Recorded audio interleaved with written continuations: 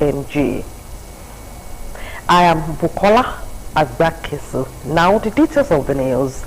President Bola Tinubu has flagged off the construction of a 250 housing units renewed Hope Estate, Ebonyi State.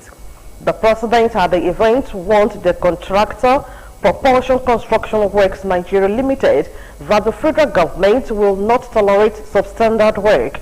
Represented by the Minister of Housing and Urban Development, Architect Ahmed Musa Dangiwa, President Tinubu assured the people of the state that the project will be completed within 3 months.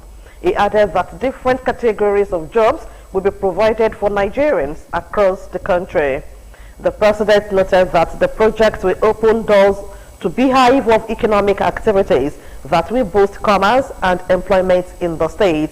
He emphasized that the groundbreaking ceremony was a testament to his administration's resolve to ensuring improved welfare and a better standard of living for all Nigerians. In his remarks, Governor Francis Ogbonna Iwifuru of Ebonyi State commended the federal government for initiating the project. Back home now, wife of Ogun State Governor, Mrs. Bamidele Abeokuta, has reaffirmed a commitment to build a drug-free Ogun State with collaborative efforts of the men of the State Command of the National Drug Law Enforcement Agency and other relevant stakeholders. Mrs. Abeokuta made the pledge during the commemoration of the 2024 United Nations International Day Against Drug Abuse and Illicit Drug Trafficking, which was marked with a walk in Abeokuta, the Ogun State capital. Margaret Okunlola reports that the theme for the commemoration of the day is "The Evidence is Clear, Invest in Prevention." A report. In a bid to walk the talk, wife of Ogun State Governor Mrs. Bamidele Abeokuta, who doubles as the chairperson of Ogun State Drug Control Committee and the ambassador of war against drug abuse in the state, has joined the walk in commemoration of the 2024 International Day Against Drug Abuse and Illicit Drug Trafficking. Mrs. Abeokuta emphasized that the alarming rise in drug-related cases, especially among the youth, is a pressing issue that requires immediate and sustained attention. Advocacy and treatment are critical components in our fight against drug abuse, but prevention is a necessity. Advocacy raises awareness and educates our communities about the dangers of drug abuse, while treatment provides a lifeline for those struggling with addiction. The Ogun State Commander of the National Drug Law Enforcement Agency, Rabe Tijani, says prevention is not just the responsibility of the government or law enforcement agencies, but the collective responsibility of all stakeholders. Let us remember the critical message of this year's UN Day celebration team. The evidence is clear to invest in prevention. While enforcement and rehabilitation are vital components in the fight against drug abuse and illicit drug trafficking, prevention has proven to be the most effective approach. Core members of the National Drug Law Enforcement Agency, Ogun State Command, members of Spouses of Ogun State Government Functionaries Association, SOSFA, alongside other stakeholders, joined the walk.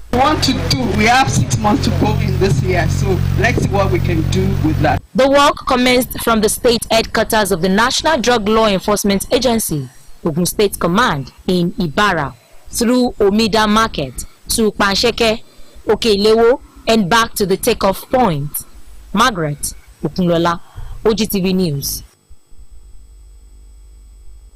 A butterfly diagnostic ultrasound imaging system worth about 5 million naira has been donated to Olabisi Onabanjo University Teaching Hospital, Shagamu, by wife of Ogun State Governor, Mrs. Bamidele Abeokuta, for continuous smooth and easier healthcare service delivery in the state.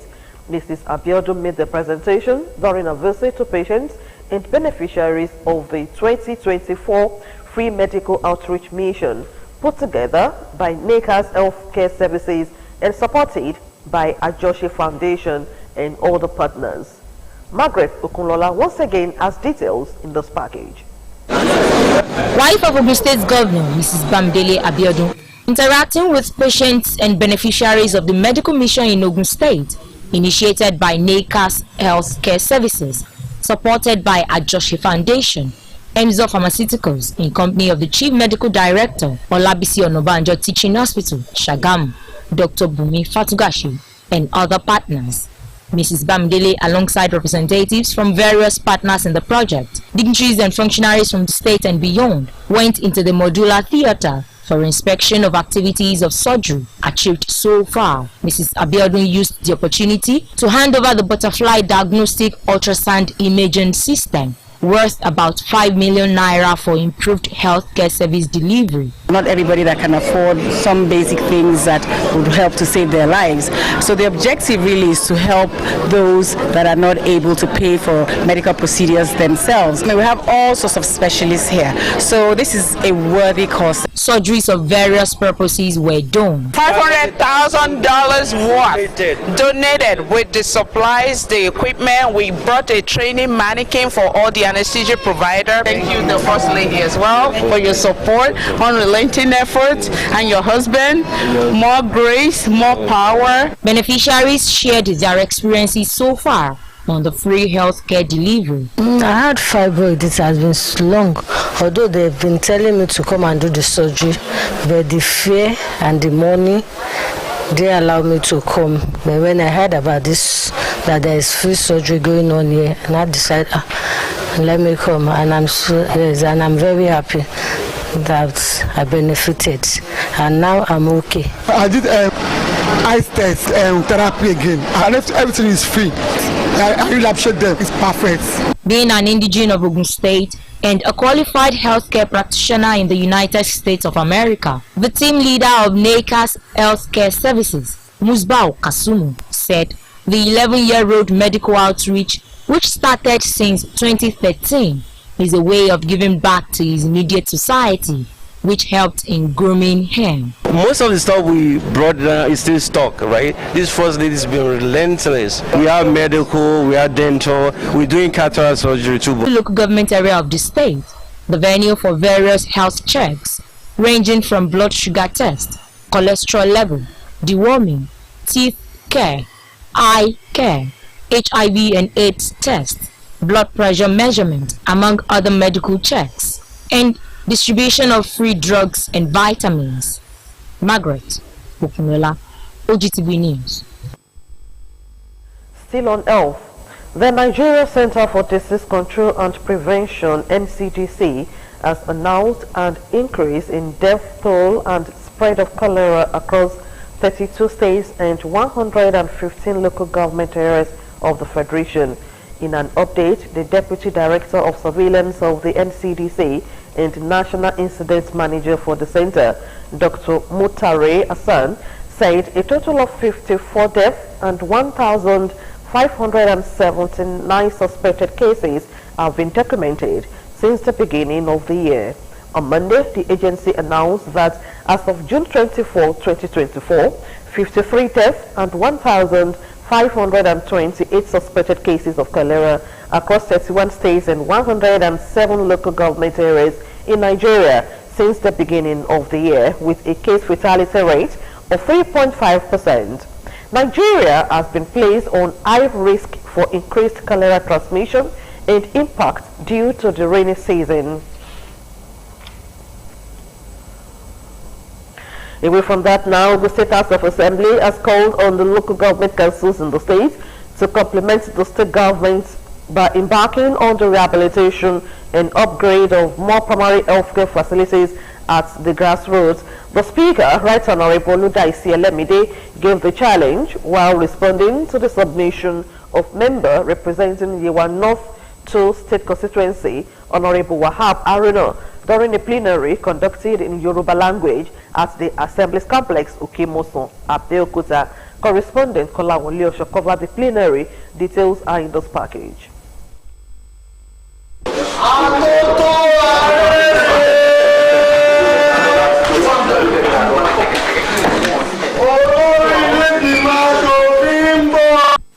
It has become the usual practice of the Ogun State House of Assembly to conduct plenary in Yoruba language every Wednesday. This Wednesday's plenary was not an exception, as members were proud to express themselves in their mother tongue. In his presentation under personal explanation, member representing Yewa North 2 State Constituency, Honorable Wahab Aruna, seeks for the state government intervention in ensuring the renovation and upgrade of health facilities in his constituency to cater for the needs of residents in places like Ijong, Egbua, Igbokofin, Ebute Igboro, and Ihumbe. He notes that the recent outbreak of waterborne diseases has made it expedient for them to have access to quality healthcare facilities. Speaker Right Honorable Luda Esielemide, while reacting to the submission, proceeded that there was need for the councils to contribute to the health needs of the rural people, recalling that the present administration in the state had earlier embarked on massive rehabilitation, reconstruction, and upgrade of some health facilities across the state. He notes that more needed to be done by the government to ensure that most of the primary health care centers were renovated and equipped, especially for the benefit of rural dwellers. Similarly, Speaker Elemide called on concerned government agencies to ensure holistic implementation of the state anti-open grazing law with a view to controlling the movement of herds across the state.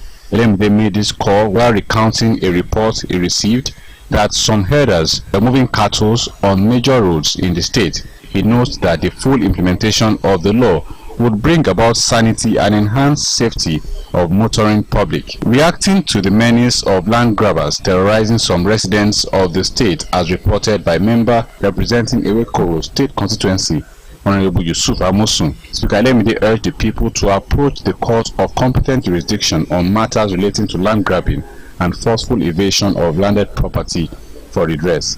He noted that it was high time everyone saddled with the responsibility of enforcing the anti-land grabbing law, braced up and ensured sanity in land administration in order to avoid unlawful exploitation of the people and possible breakdown of laws and order. As one of the leading causes of cardiovascular, brain and digestive system diseases in the world, and causing about over 400,000 deaths annually. In those reports, Toyin Oguntepe as if that medical experts used the opportunity to call for concerted efforts of checking this addiction rather than spending each sums of money to rehabilitate the victims. A report is presented in this package.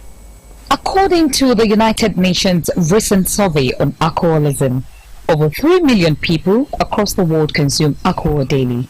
The declaration of June 26th of every year as moment to highlight damaging effect of alcoholism is to discourage its consumption rather than appropriating huge sum of public funds to provide care for victims. It is to ensure that this thing is being controlled in social media, because we see a lot of things on social media. We see alcohol in clinical settings as a gateway to other drugs.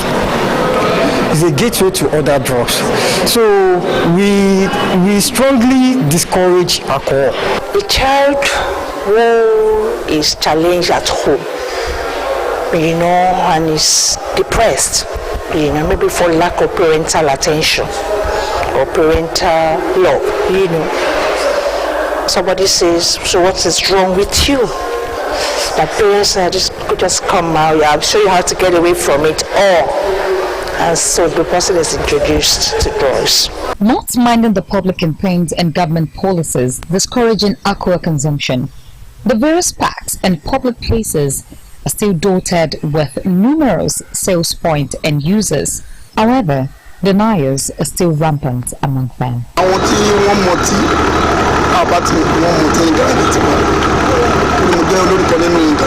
We have banned taking and sales of alcohol among our workers around. The National Agency for Food and Drugs Administration and Control, NAFDAC, had banned production of alcoholic drinks in secret, but the ban is yet to achieve meaningful result, while the sachet drinks are still on sale at public places. Empty PET bottles, empty glass bottles, labels and other packaging materials of this banned product to immediately reports to the Investigation and Enforcement Directorate of NAFDAC for handover of sale for destruction. Observers say the war against excessive consumption of alcohol would only be won when all stakeholders cooperate with government and regulating agencies. Still ahead in the news, El Rufai sales Kaduna Assembly over 432 billion naira project. More news and reports after this time out to go.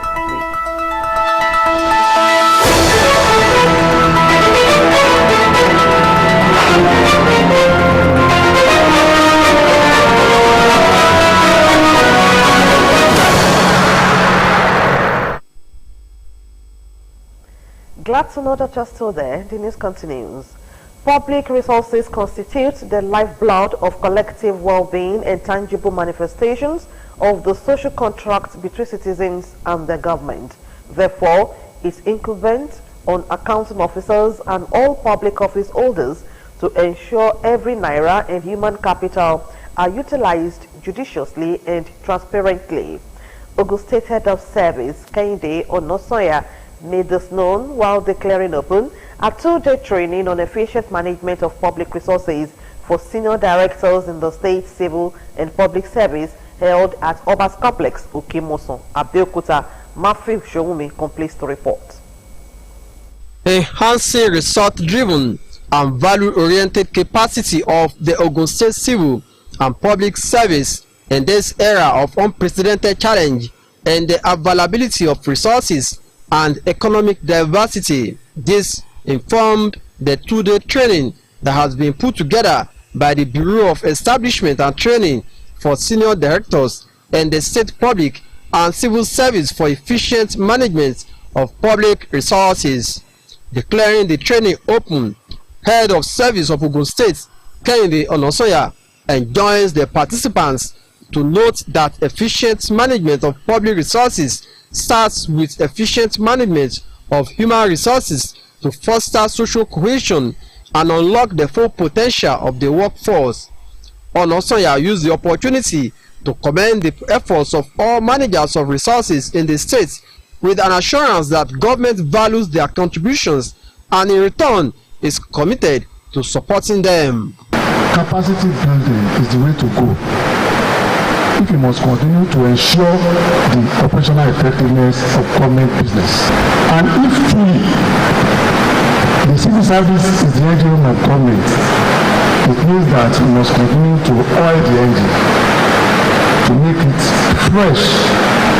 Permanent Secretary, Bureau of Establishment and Training, Didia Fajumbo, said the training is very critical at this time, which is why the participants must ensure that the training is effectively utilized to enhance their productivity level as the managers of government scarce resources. It is important to remind ourselves that it is mandatory for public servants to acquire the required skills for efficient service delivery. The State Accountant General, Permanent Secretaries of Bureau of Public Service Reform, Service Matters, and Auditor General of the state lend their voices. Participants' capacity for efficient service delivery is going to improve on the overall productivity of the service. A lot of things here. How to manage one's time, one's resources. From the audience, the responses here and there. It's a very good one, well organized by the agency. At the end of the day, we'll be able to see it in the course of our work. This is a training that has ensured that we are going to be proficient in our service delivery as officers in the state government, equipping us to be better managers. The training commenced with presentations from Dr. Murakinyo Oloyede as the first speaker. Matthew Showumi, OGTV News. In a bid to enhance the leadership capabilities of its members and foster better welfare for teachers across the state, the Nigeria Union of Teachers and UT Ogun State Wing organized a landmark 3-day leadership workshop. Held at the NUT State Secretariat in Kuto, Abeokuta, the workshop targeted members of the study circle of the State Executive Council from branches across the state. Aderonke Oladele has the details.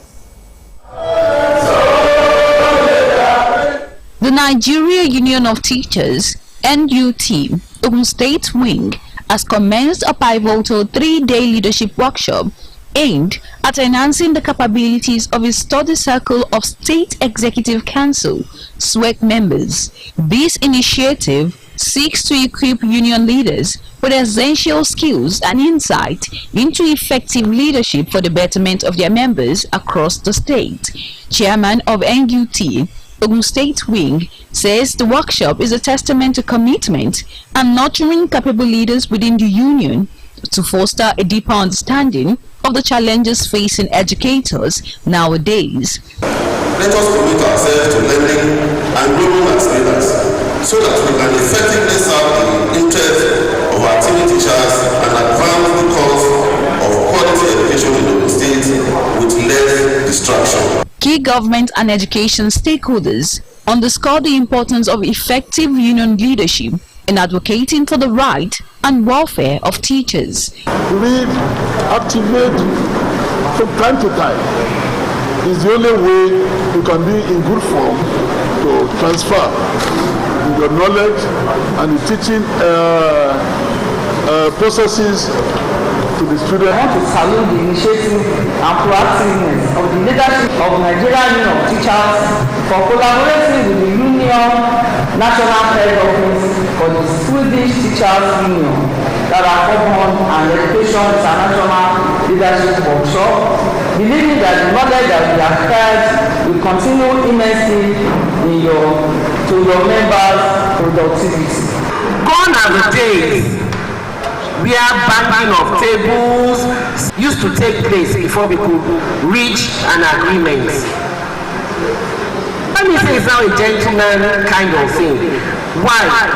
Because trainings like this bring out the best in the unionists. Following the formal inauguration by Comrade Titulope Adebanjo, representing the national president NUT, participants engaged in comprehensive training sessions covering a spectrum of topics crucial to the effective union leadership.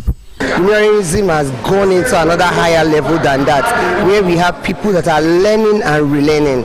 So if you want to be a strong unionist, you must know how to learn, relearn and unlearn. The workshop will continue over the next 2 days, featuring strategies for negotiation, advocacy, and legislative engagement tailored to equip leaders with the tools needed to address pertinent issues in education and promote the welfare of teachers.